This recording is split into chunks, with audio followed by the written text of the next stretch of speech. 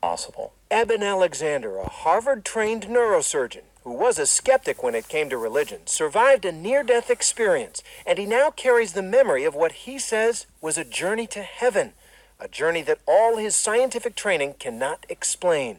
On November 10th, 2008, Eben awoke with a searing headache. When his wife Holly checked in on him, he was having a tremendous seizure. And I said, say something.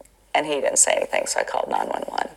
Eben was rushed to the hospital where he worked as a neurosurgeon. The only word we could truly make out was help.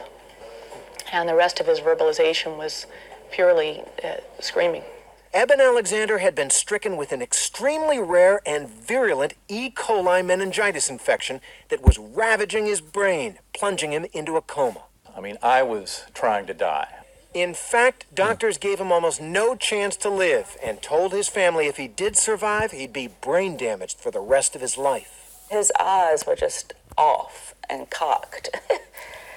It was just like no one was there. Eben believes Holly is right. He wasn't there. Did you go to heaven? Yes. I mean, in every sense of the word, that's what my experience showed me. His first recollection, he says, was being a speck of pure awareness in a dark and murky underworld. And then I was rescued by this beautiful spinning white light that had a melody, indescribably beautiful melody with it, that opened up into a bright valley. Just an incredible, rich, ultra-real world of indescribable complexity. God was there, he says, and he encountered him through an orb of brilliant light. He soared on the wing of a butterfly with a beautiful young woman as his companion, and the young woman gave him a message to take back from heaven. You are loved, you are cherished, there's nothing you have to fear, there's nothing you can do wrong. It's a beautiful vision, but heaven? A lot of people are going to say, Doctor, it was a hallucination.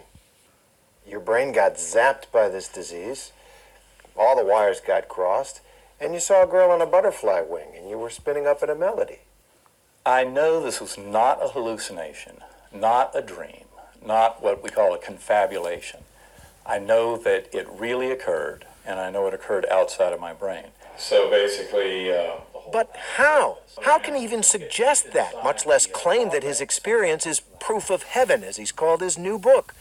He showed us his brain scan. It wasn't leaving any part of my cortex unaffected. So your conclusion is because all of this outer area, which is the higher functioning, was covered with the infection, what you experienced in the coma wasn't part of the brain. Right. Many neuroscientists are deeply skeptical of Eben's claims, arguing his brain must have produced his vision somehow, most likely as he came out of coma.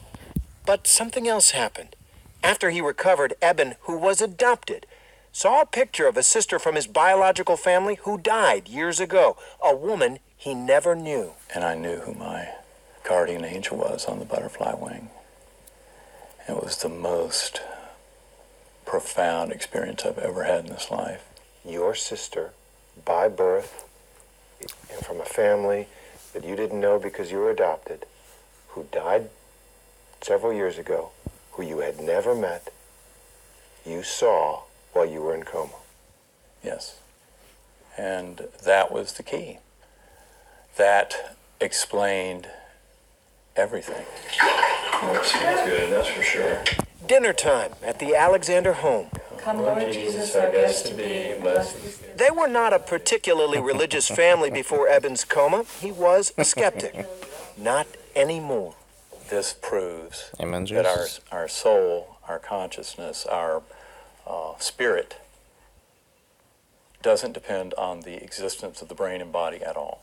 Amen, and easily is actually freed up to a much higher state of knowing when it's freed from this body. At Sam Adams